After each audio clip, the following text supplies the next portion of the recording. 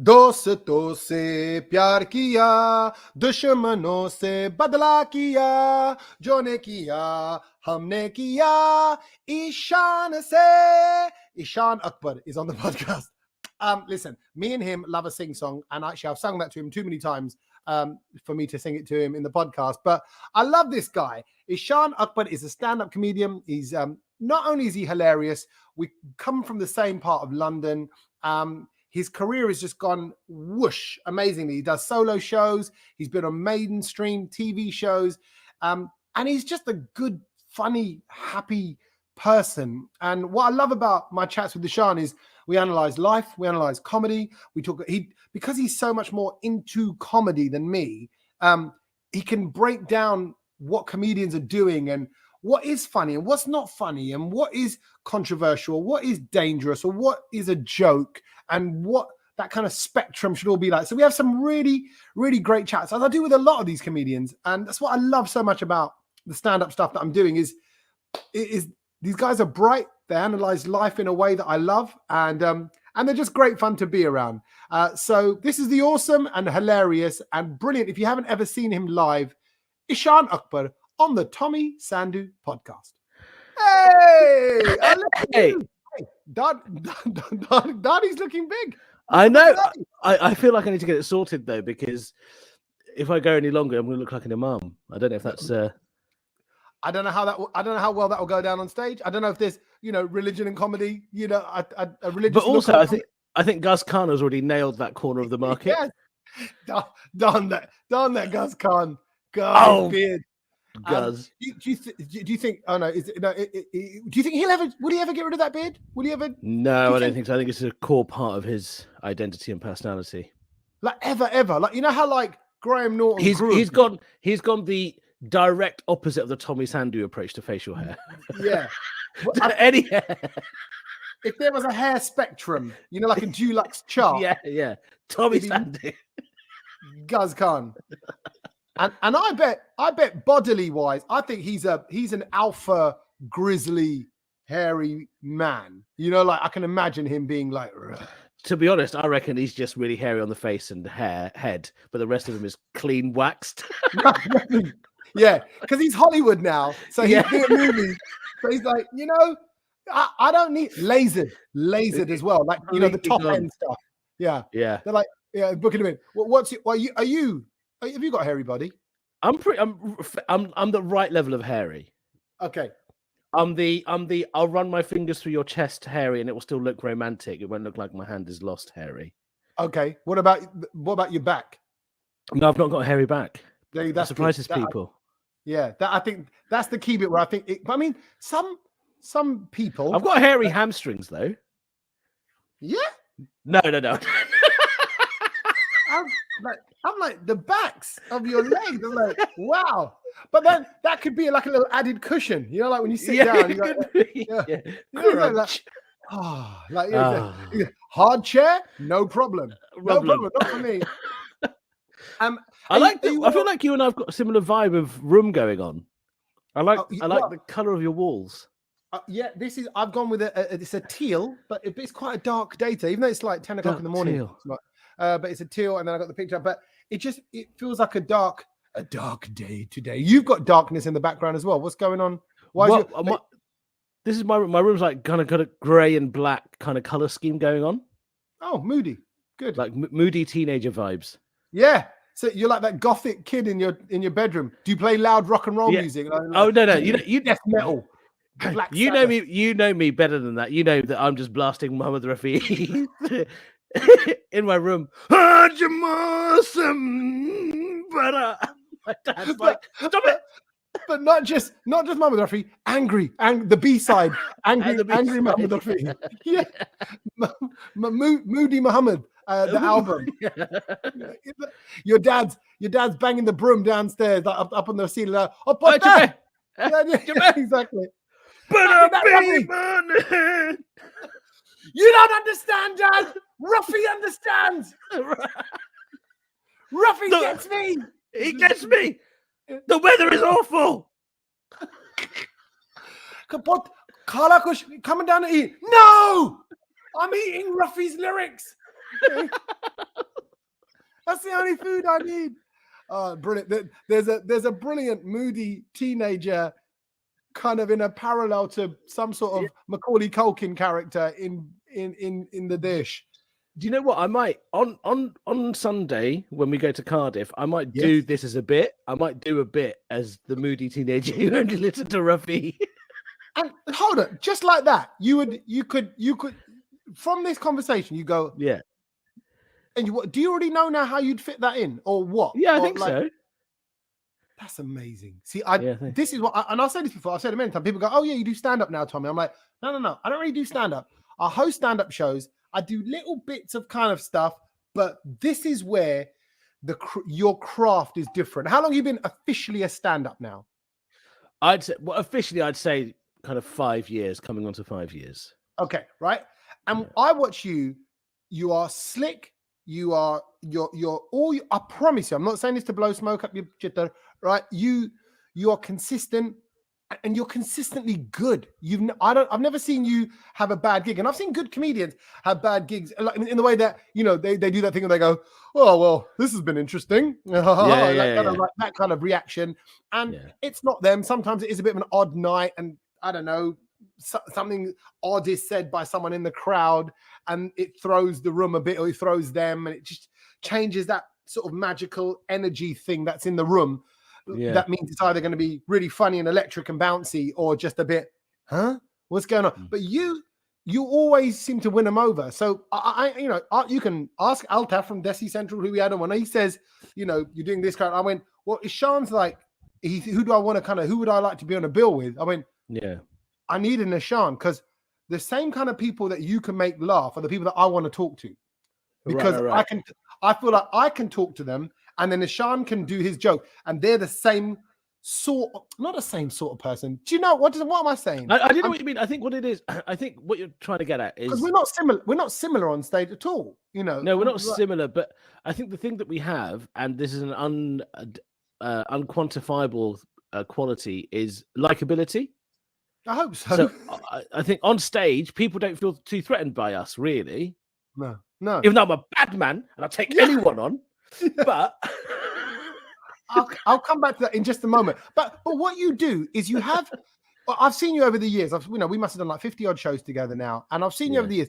And you have a set, and then you, like you say, just now when you say I'm going to throw in that little bit, you throw in little bits, but effectively, your main vehicle is your main vehicle, and you're like, oh look, I'm going to put this UV light on for a bit, and then I'll put this spoiler on. There's a spoiler. No, you don't want a spoiler. Okay, I take the spoiler. Oh, you want this shape spoiler? You want this kind of roof rack? No, okay, but effectively the Goddy is the same. Yes, but of course. You're modifying it with different rims and ting for a bit. Yeah, exactly. I just try and mix it up a bit, because you got to try and challenge yourself at every gig to get a better joke, and that's the beauty of comedy as an art form. It's never perfect. It can never be perfect. Someone somewhere is going to have a better gag than the one that you've thought of. So I try and mix it up a bit, even for my own enjoyment. You can't keep saying the same thing all the time. But then you've got this kind of natural snowballing sort of element to it, where you're picking up other little bits, but effectively you're still solid. And that's what I mean. You've always been a consistently solid point. You giggle backstage. You're having fun as soon as you get to the venue, and on the way to the venue, and even on the way home from the venue. Yeah. Because I'm happy to see you. That's why. But we have good little things. We're off to Cardiff on Sunday. Me, you, and Atif Nawaz. That'll be a fun journey. That could be a TV show. You know how like Gino and Gordon go on their kind of cookery place, that thing. We could do that. We could so do that, Eshaan. We could. The only regret I have is I've basically done that, but not for any kind of. I've gone around the whole country eating research. That is exactly what. They're like, so the producer's going to go, great. We really like this idea of Eshaan, Tommy, and Atif Nawaz in a car eating their way in around. Maybe we start off with the UK, then we go Pakistan, and we do the kind of proper Lahore, Islamabad, places. We get some bad boy biryanis and desi khana. Then we can hit somewhere in South India and try the spicy stuff there or whatever. We go Bangladesh. We go go to your other part of your roots, and we just this one back to the roots. Right? Via food. Yes. Man, I would love, come on. I think we should just do it and film it for YouTube and put it out there. Yeah, what would it be? It's a flight and some hotel, and we stay in dives, and we just kind of, we just eat. But as long as the key part, Don't worry, we'll stay in my houses in all those countries. Wow. Exactly. But in fact, we should have to stay in relatives' houses everywhere we go. And That'd we be a can. great show. Yeah, We can kind of go. We ain't paying for no it. This is the kind of the Desi connection that we will know someone somewhere who will go, you can stay at your chacha there, your flana there. Yeah, your puppa there, puppy there. Yeah. Bruv, I'm telling, and I'm pretty sure we could wangle the flights through some Southall Travel Connection sponsor. Yeah, right? Someone will us out. Right. They'll let it in the cockpit with the pilot. Right.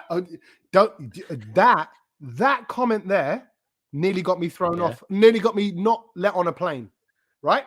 Me and my wife, we were going to Italy. We were going to a cooking course. I love cooking. She bought me a cooking course here in London. I upped my game, bought her a cooking course in Italy. I know, nice. I'm a man, right? Yeah, so we were going to Tuscany. It was only a short flight. It was like with Swiss Air. Actually, I booked it with BA, but they switched to Swiss Air. Got there, check in. I ain't gonna lie, I'd had a couple of drinks before. I was just me and my wife. I'm nothing heavy. This is this is before we had kids, about 9-10 years ago.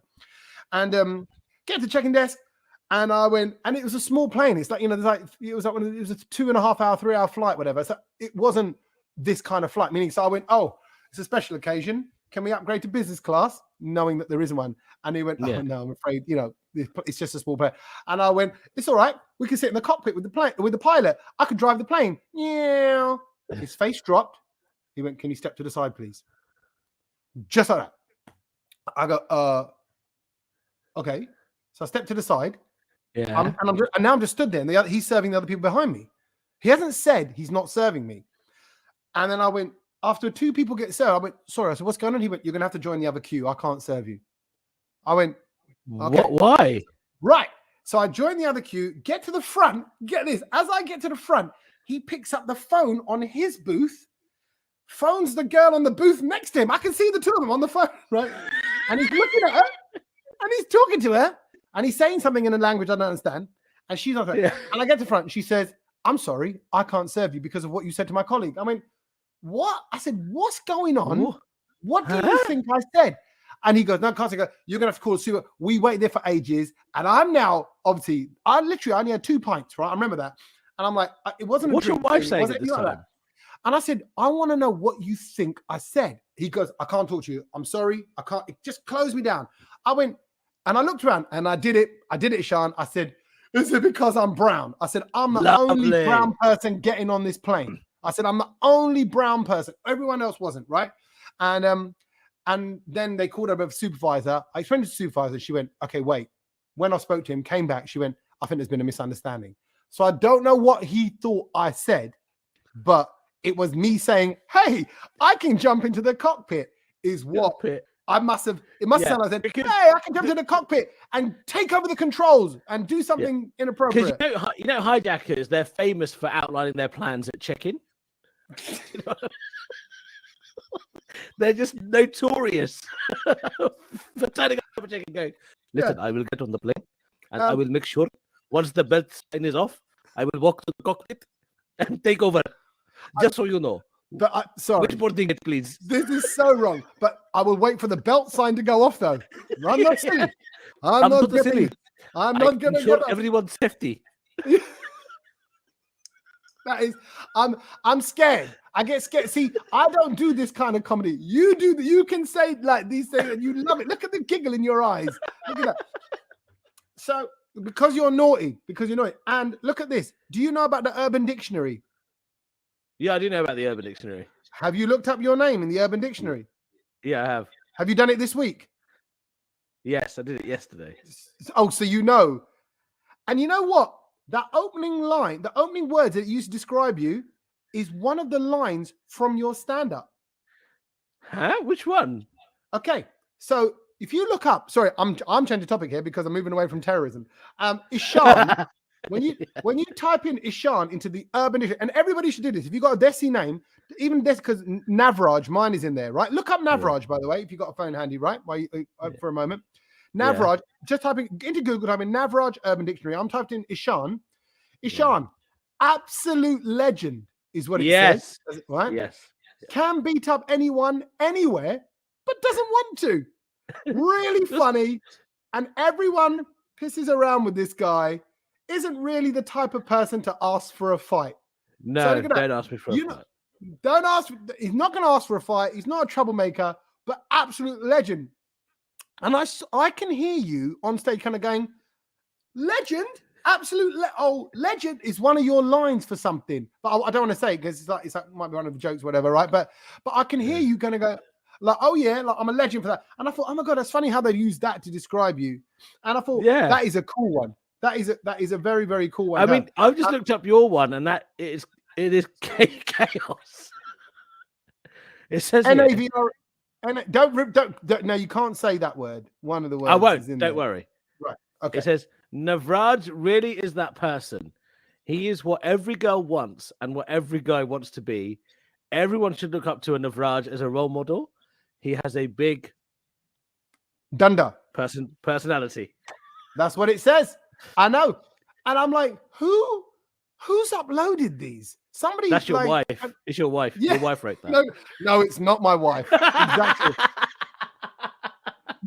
You know what it is? It's been put up by someone who's been speaking to my wife who goes, I'll tell you what'll be funny. That's like the exact opposite of everything. Yeah, exactly. And she's there kind of going, you what? Exactly. So there you go. But I thought absolute legend. It is you. You leave legendariness around because you leave an impression. You leave people thinking about you. You make people feel good. There is nobody. People come up to me because there's a host at the end of the night. And they'll go, "Oh, I liked him. I liked her." Da da da da. You know, and they'll review the kind of comedians. Yeah, everybody likes and loves you, and that's got to feel good. That's got. And by the way, the women in the bank where you used to work, where I used to go, how we met. 15, 20 years ago, want to come to your next show. And I've told them, right, you're going to have to come down to Kenneth Moore Theatre and come and see you. So even they're like, 10 years after you've left that place, whenever, they're like, oh, we want to see Eshaan. But should I actually make that happen or are they going to do your head in? Yeah, make it happen. I had a lot of fun in those days. I used to work at the Barclays Bank in Ilford, which is now shut down, that branch. And Navraj used to come in, as he's known to the public as Tommy, and there was always this. He used to get checks as Navraj, right? But everyone knows you as Tommy, and I would be the one who would make sure. No, the other way around. It was the other way around. My account name is Navraj, but the DJ clubs would put it down to Tommy Sandhu. But you would happily perform a little bit of light fraud and just let this go. No, don't worry. Sort your money out, Paji. I know you.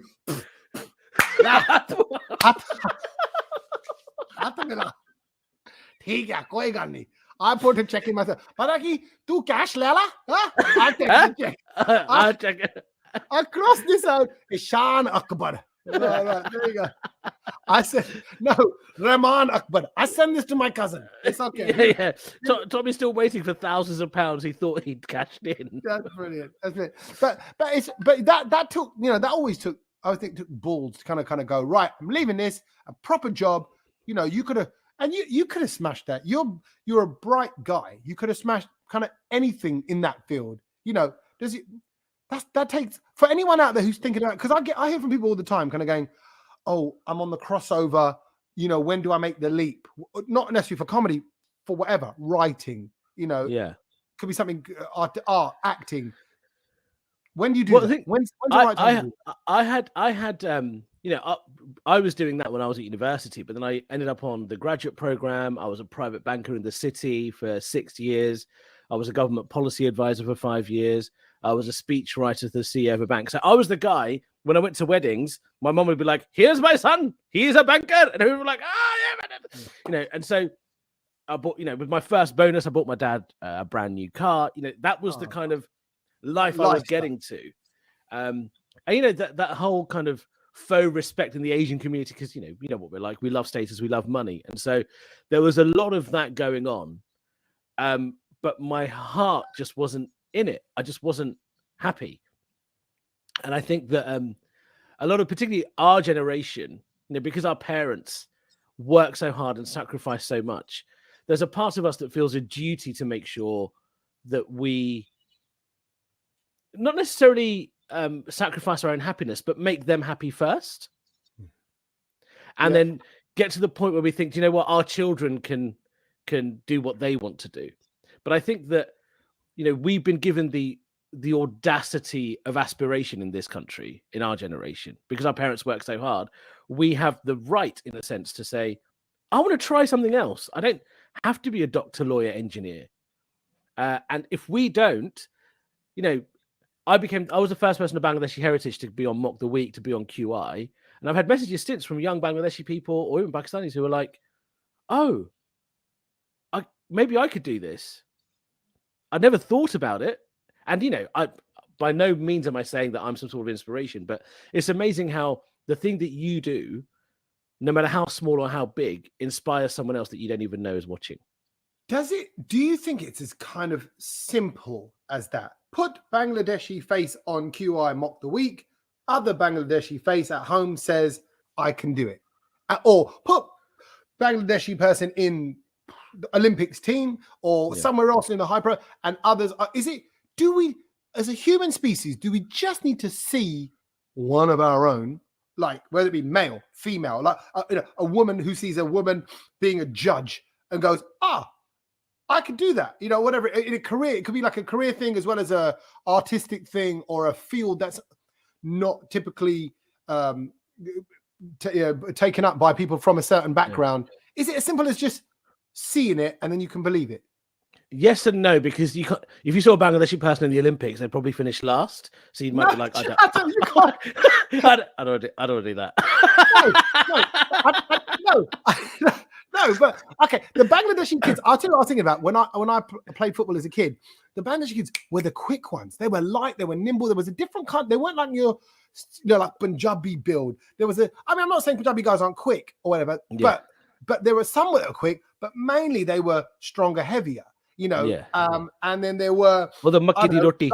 The kind of Indian guys, let's say from the Gujarat or somewhere in India, mainland India, I'd say are more like cricket based. They'd have a different kind of game and again physicality.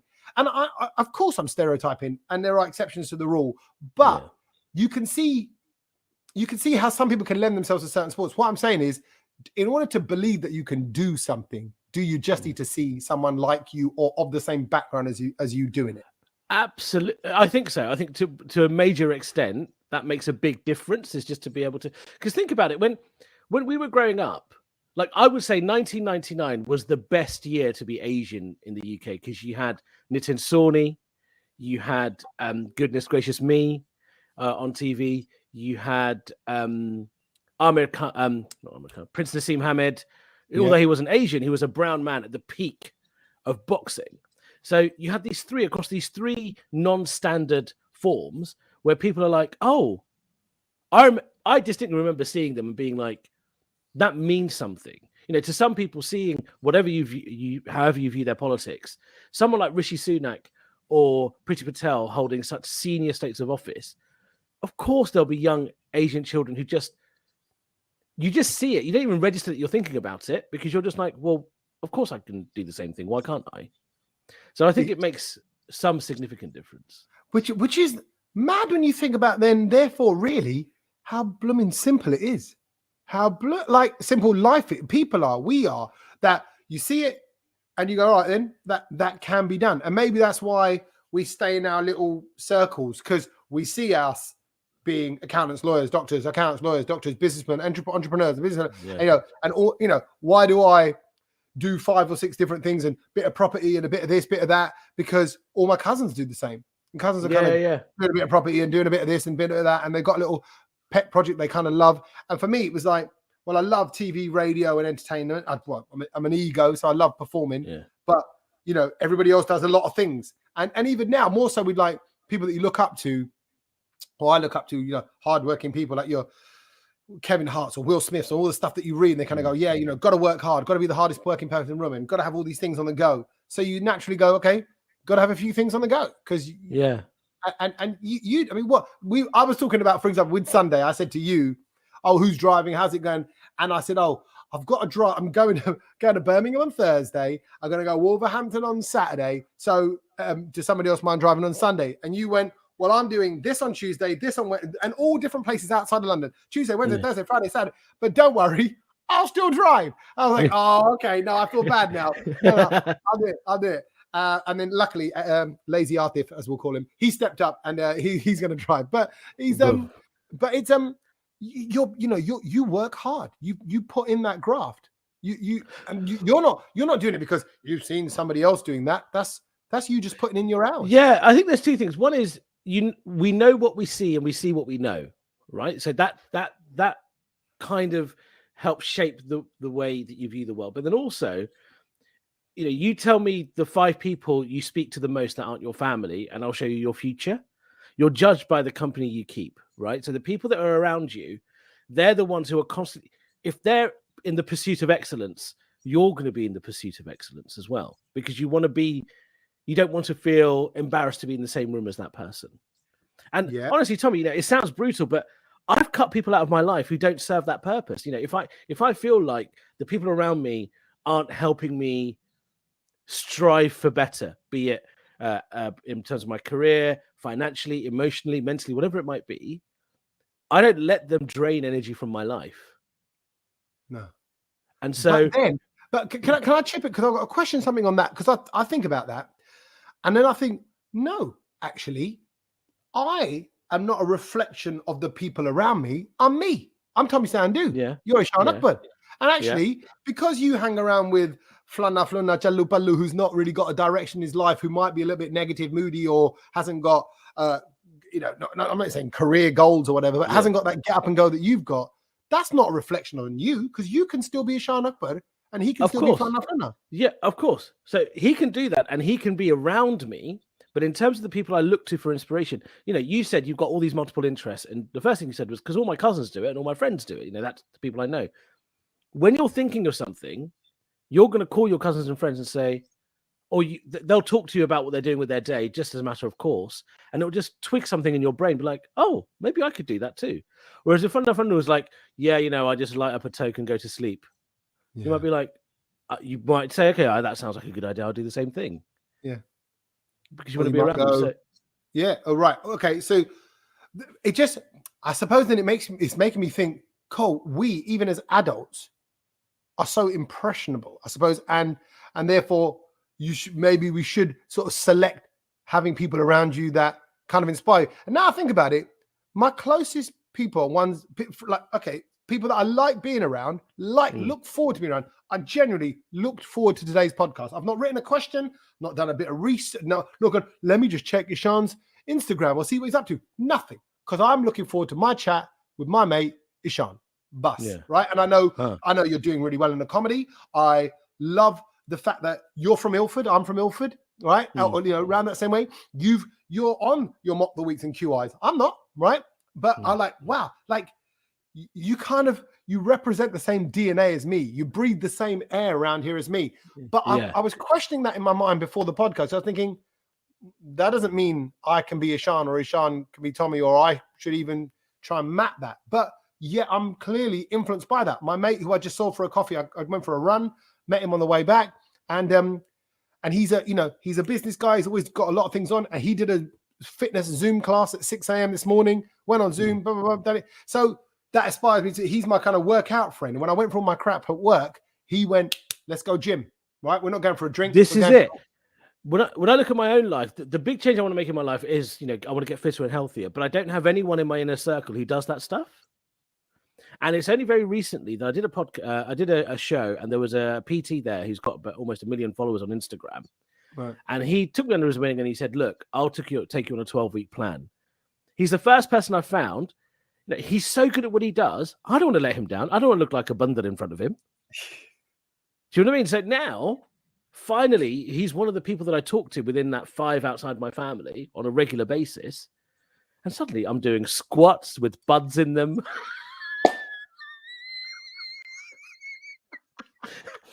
I'm pushing things. I'm pulling things. I'm like, Kia, what am I? Why?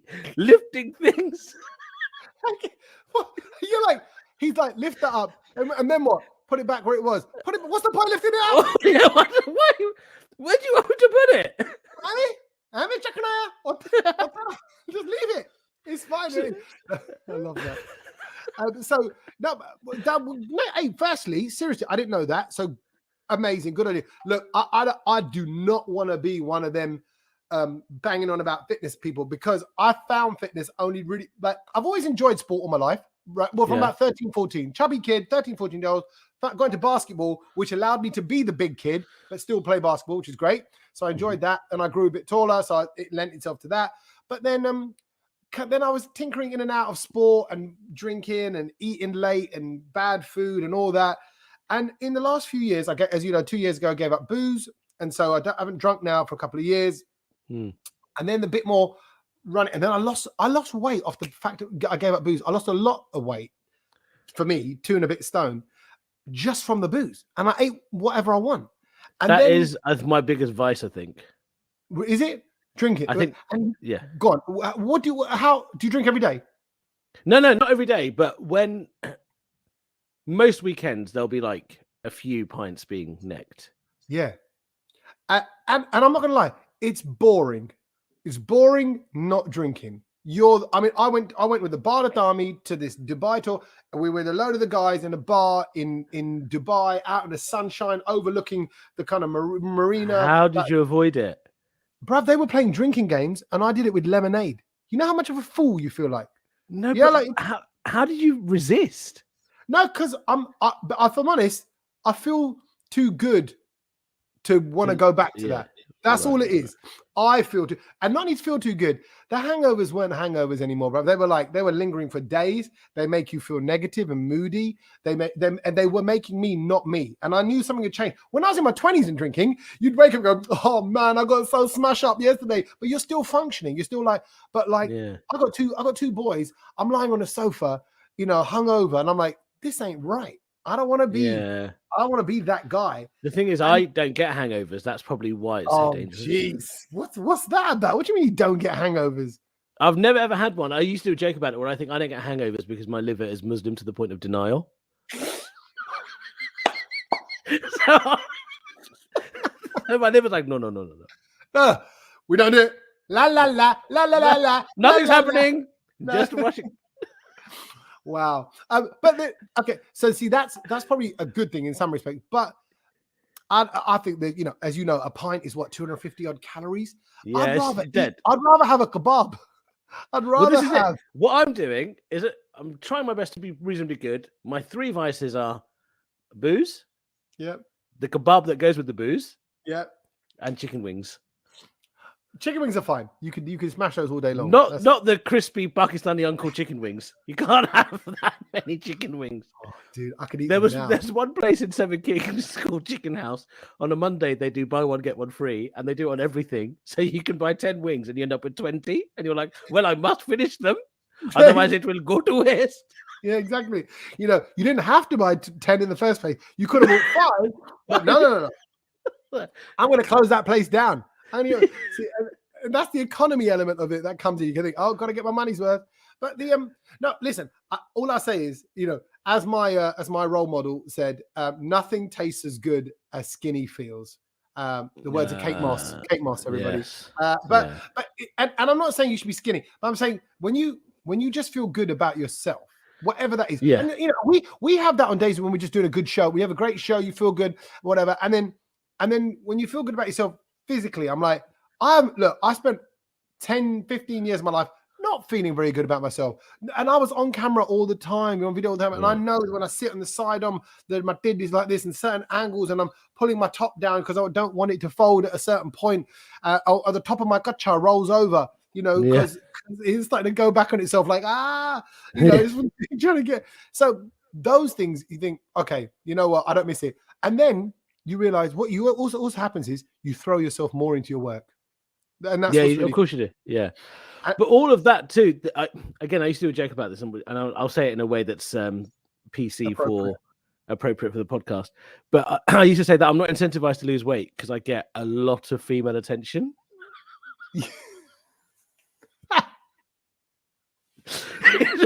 That's the problem. Thing is, if I was not getting female attention and I wasn't good at my job, then maybe. But I'm good at everything. Yeah. And I can have a weakness. Just let me be this. Yeah. Otherwise, what? I'll end up being perfect. Yeah, it'll be too much for everyone. Exactly. It'll be game over. And I think I'd lose so much of my personality if I became too thin. I just want to like shape up my belly. No, but that's it. You're right. And as somebody once says, thin and fit, ain't funny. So. Oh, well done. You've got your life together. Yeah, great. What are you doing on stage? Bugger off.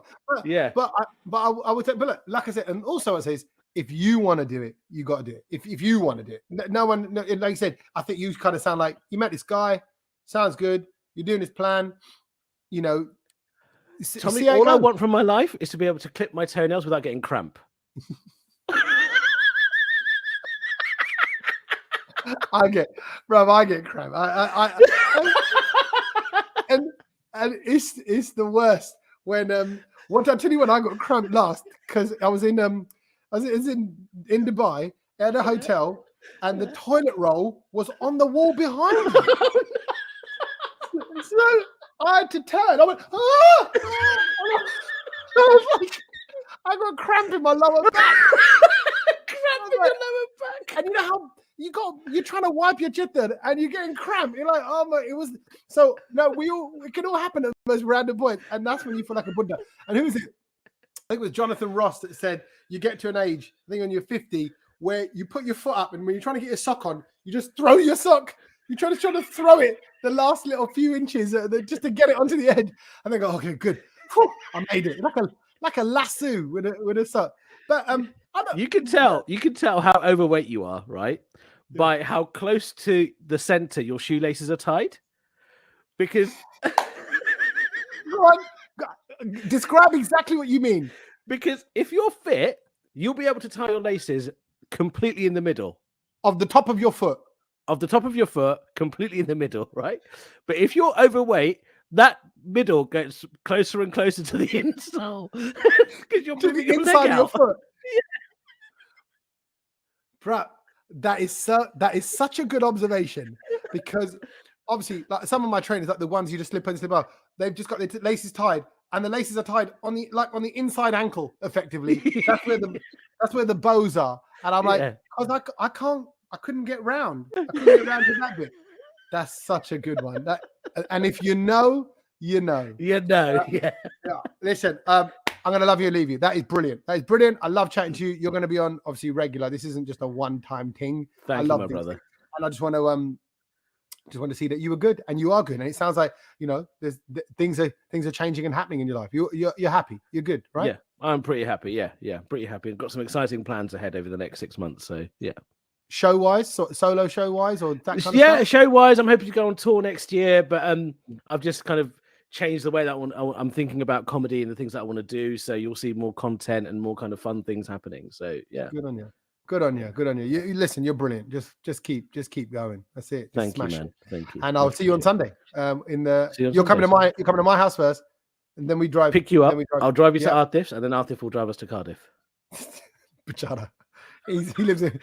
Oh, no, he's all right. He's a very happy chappy as well. He's a very happy chappy. Yeah, so good. Look forward to that. Thank you, bruv. Catch you soon. Thank you. Catch you soon. Hey, before you go, have you hit subscribe to the podcast yet? Have you done that? You should. Have you also started following the Tommy Sandhu podcast on social media? That's on Instagram, on Twitter, and on Facebook as well. Do it.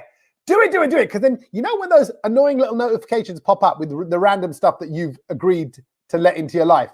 Okay, delete those. Let some Tommy Sandhu joy in. I'm going to be talking to the good people. I'm going to be having some fun chats. Why not have those on a daily basis and get the notifications as well? All you got to do is hit subscribe and like and follow, and it's free. It's free. It's our favorite word. Asians love free. Say it. It's free. Oh, it feels good. Go on, do it now.